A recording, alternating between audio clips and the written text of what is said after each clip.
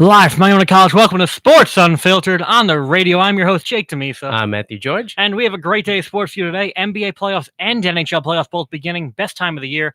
So we're not even going to talk about baseball or football today. We're going to talk about those sports where they don't get as much love as the other two, but today is devoted to those. So Matt, first things first, last games today for Dwayne Wade and Dirk Nowitzki. What do those two careers mean to you as a basketball fan throughout your life? Man, I think first of all, great careers from both different standpoints, from Dirk Nowitzki and Dwayne Wade. Dwayne Wade being a 3-time NBA champion, and then Dirk Nowitzki getting that upsetting the big super team of Miami when LeBron first went to the Miami Heat and upsetting them and got his first and only championship ring, but still well deserved. When I first saw Dwayne Wade getting drafted in 2003, I felt like there was definitely a future for him, for that Miami Heat franchise. And once they got all the pieces together, especially in 2006, when they got Shaq and they have all their certain pieces, and dominated in the playoffs, and capturing their first championship. I think that was the great experience, and then experiencing him in the NBA Finals with that super team of LeBron James and Chris Bosh. Just amazing to see how much effort he put into all of his career, all throughout his career. And then Dirk Nowitzki, I think he's going to go down. He's going to definitely be, both of them are going to definitely be Hall of Fame caliber. No doubt. First ballot, no doubt about that. And I love that Dirk Nowitzki tonight gets to go on the road against San Antonio. And San Antonio, probably the team more than anybody who he's had a rivalry with throughout his career. Mm-hmm. Him and Tim Duncan used to go back and forth in the playoffs every single year. Who would win that?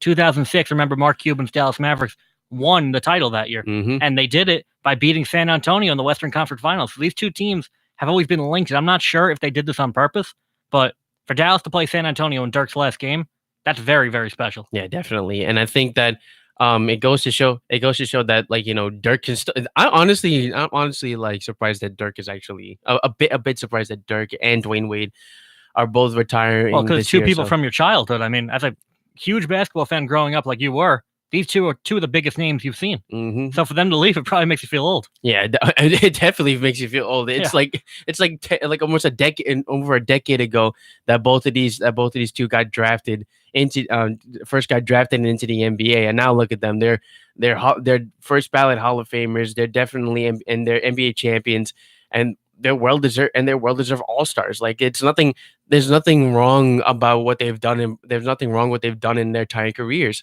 So being able to see that they both also score 30 points respectively in their respective games, which is a very weird coincidence, I must say.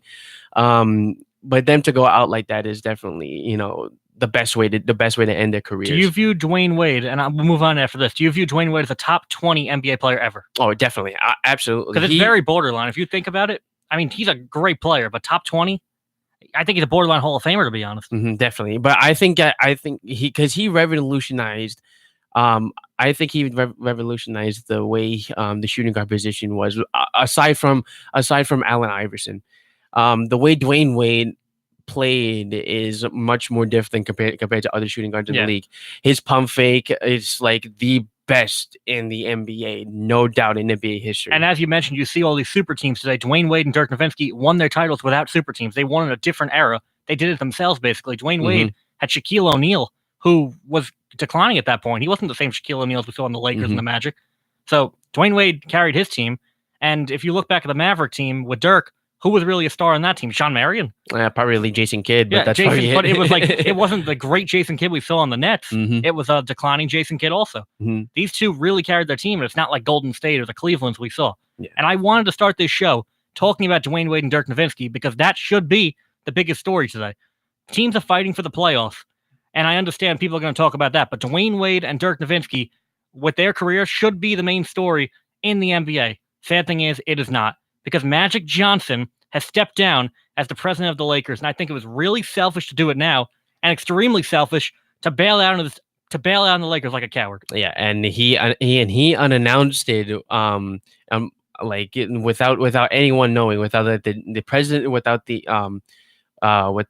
LeBron James knowing and without without any of the organization knowing. So he just stepped down. He just stepped down, set aside, and he said, "You know what? I'm not going to be here. I failed as a president. Well, he never said he failed. He said he wanted to have fun again, and that this wasn't for him. Yeah. Meanwhile, he probably got driven out, but he didn't even tell Jeannie Buss what he was doing. He just stepped down without talking to her, and he said, "Oh, he didn't want to be convinced out of it." Yeah. Well, you can't just.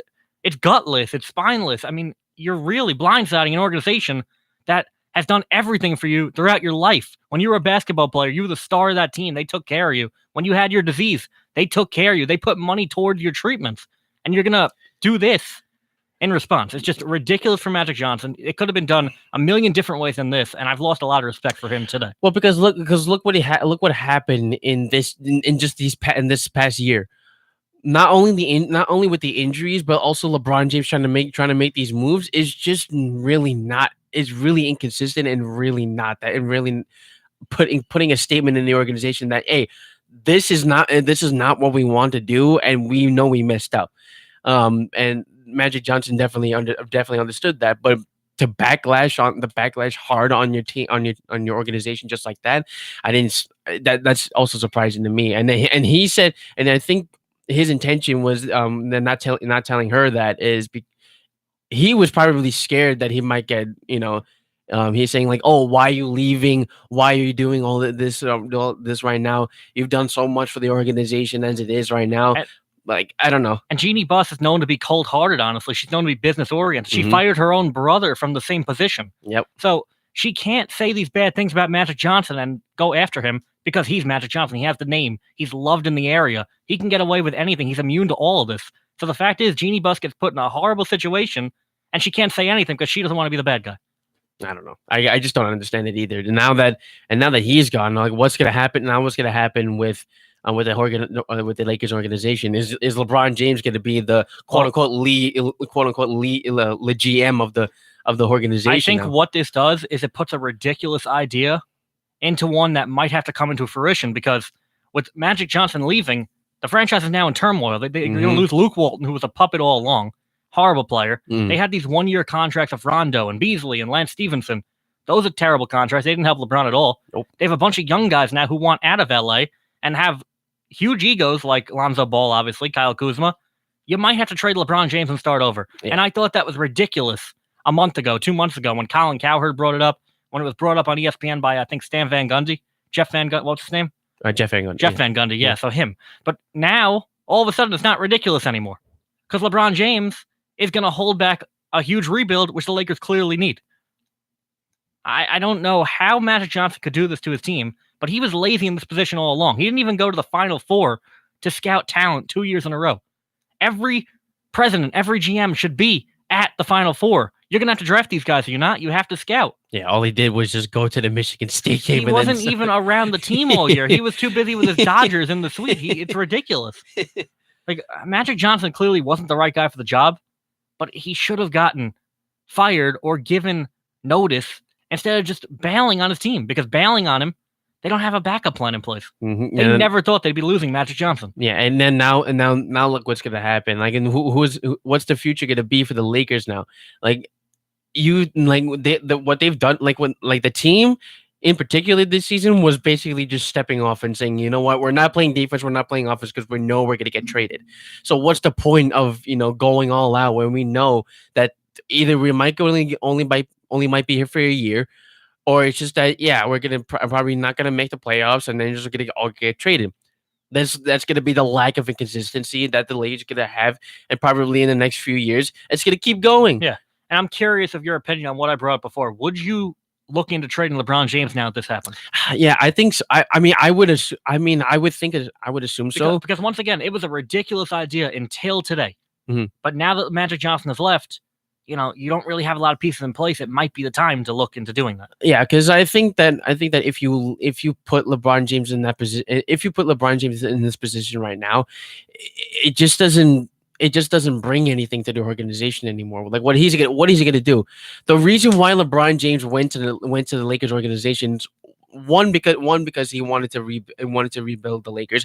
Two, because he's a longtime friend of Magic Johnson and wanted to work with him too. So he wanted to, and so they can either make the playoffs or just build around him and make the team better, so the team can be better for next season to make the playoffs. That didn't happen, and now all this flustering and all these rumors have just been going around. And now that Magic Johnson has stepped down, what the heck? What in the world are they going to do now? Exactly. So let's switch gears here from one point guard to another. Magic Johnson, obviously one of the best players ever at that position.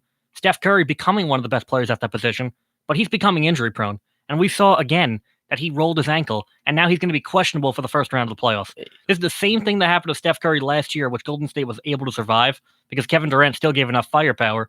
But at what point do you start saying that Steph Curry is injury prone? No, he's been. I mean, I think throughout his career, he has been. But that has to affect his value a little bit when he goes into contract negotiations 2 years from now. I mean, I wouldn't say that. I mean, remember he had his 5 year extension, and that's going to be definitely enough for the organization. I think it's well spent. But the fact that the question of is Steph Curry injury prone? He's definitely injury prone from his ankles down. He's been struggling with that ever since his even in his early in his career. And one of the reasons why that the Golden State Warriors couldn't go far in the playoffs in their early goings when they didn't have Kevin Durant, Draymond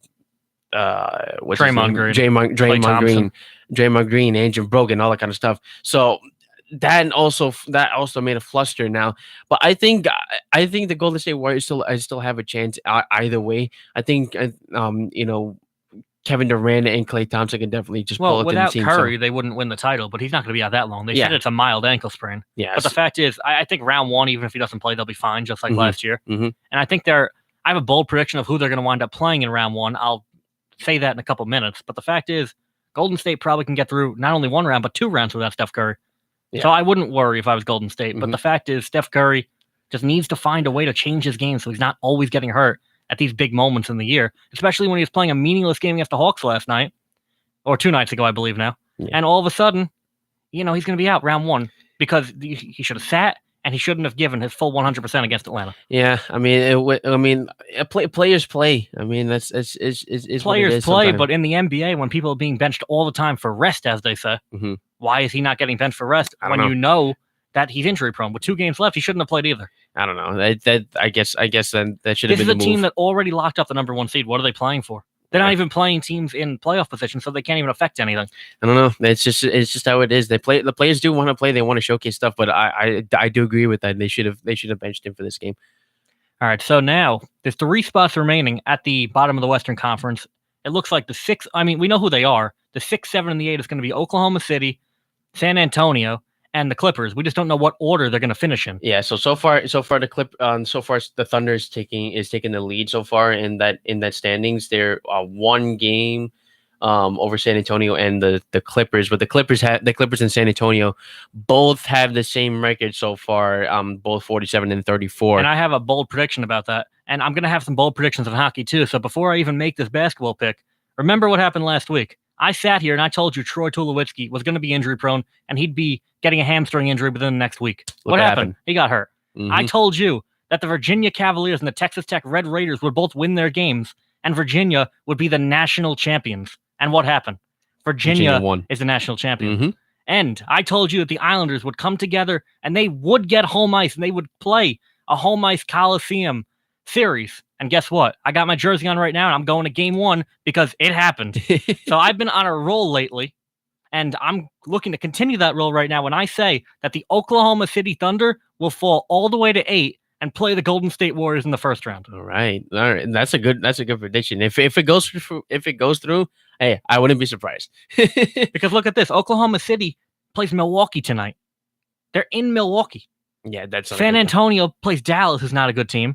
And the Clippers play a Utah team who is already locked into their spot. So if you're looking at this and the Spurs and the Clippers both win their games, Oklahoma City, I don't think beats Milwaukee. And all of a sudden, 8-1, Golden State and San Antonio. I mean, my bad, Oklahoma City. Yeah, so I will actually mix that around a bit because I did have a prediction on this as well. I am saying that the Golden State Warriors will be facing the Clippers in the first round, and that OKC will be in the 7th seed. OKC will be in the 7th seed, taking on Denver. So you believe Utah will be beating the Clippers? Yes, because I think,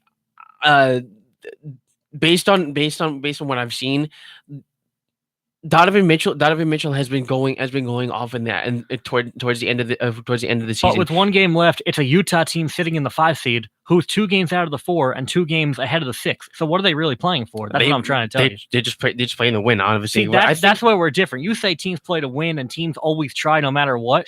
I don't agree with that. I think that teams, once they already know where they are and once they already know their positioning, aren't giving their full 100%, and you could take advantage of that. You think Utah just get to set aside them and just be like, yeah, we'll I'm not saying they're going to let them win, but I'm saying people are going to be on minutes limits, and it's just not going to be the same Utah Jazz team, the same defensive, amazingly defensive team that we've seen all year, and the Clippers are going to be able to win that even with a worse roster. Okay. I definitely see that, but hey, predictions are predictions. We'll see what happens when the final game of the season will be happening tomorrow.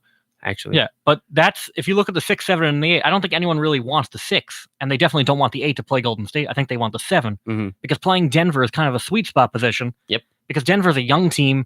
They haven't been playing their best basketball over the last couple of weeks. Yeah, and the team is not really really have a lot of experience. So I could see Denver being the biggest shock to lose in the first round, and whoever gets that 7 is going to have the best matchup out of any of these teams. Definitely. All right, so let's switch over to the East now, where again 3 teams fighting for these last 4 teams technically, but I think the Hornets will wind up not making the playoffs because the Detroit Pistons play the Knicks. And if the Pistons take care of the Knicks like everybody else does in the league, the Pistons will clinch and the Hornets will be out.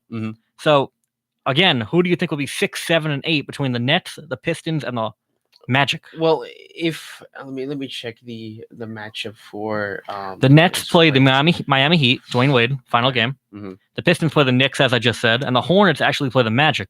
Ooh. And I could see the Hornets winning, thinking they're going to make the playoffs, beating the Magic, making the Magic fold the 8th seed. But Detroit beating the Knicks, going to the 7, and the Knicks staying in 6. Yeah, I think that's a good prediction. Also, I think Brooklyn will stay.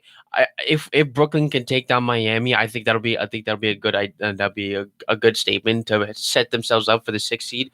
And I like Brooklyn a lot better against Philly than against Toronto or Milwaukee. That's for sure. Yeah, definitely, because I think Brooklyn has a better offense against Philly instead of Toronto.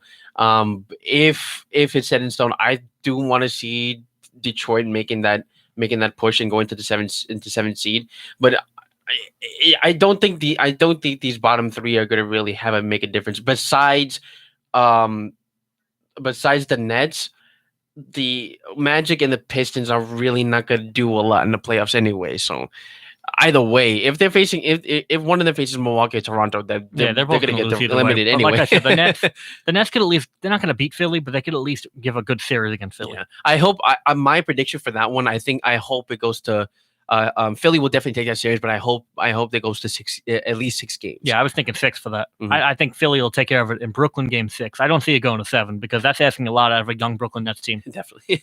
But that's a amazingly coached team. That's a team just like New York Islanders where they don't have stars on it, but they all mesh together really well, and they all play equal minutes in that team besides D'Angelo Russell. I think Brooklyn could shock somebody, but it's just a really bad matchup against Embiid and Simmons. Yeah, definitely. All right, so last question for you. Out of all these teams, I said Denver. Which team that's a higher seed is the most susceptible to a first-round upset? The first-round upset. Oof. In either conference? Or is it either conference. Yeah, okay, either conference. I think so let's say if as of right now, let's say that in the Western Conference San Antonio faces Denver. That could be one. That could be one upset. And I see them going up to 7 games and the San Antonio taking that series. So do you agree with me that Denver would lose to anybody who's a 7? Yeah, because I don't think Denver's winning the first round. Yeah, they just not really. They don't really have that much experience in the playoffs. And remember, this Denver team haven't made the playoffs since Melo was there. Yeah, and this is the first time the Denver Nuggets and the Colorado Avalanche have both made the playoffs in the same year since 2009. And I don't think either of them is getting out of the first round. Yeah, definitely. So it's a great year for Colorado sports, including the Rockies, who got to play the Brewers. But None of these teams are winning a playoff series just yet. Yeah, no.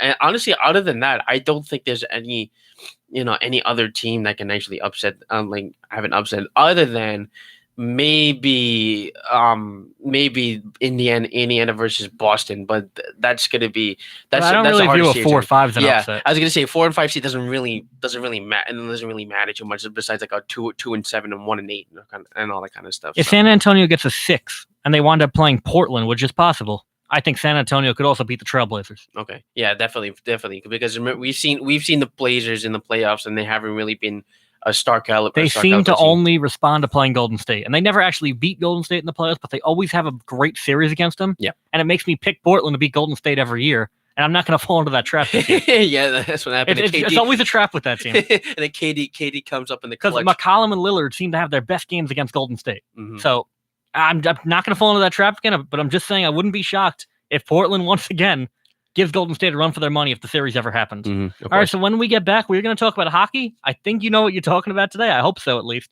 because it's a huge, huge week for basketball and the NHL. So we'll be back.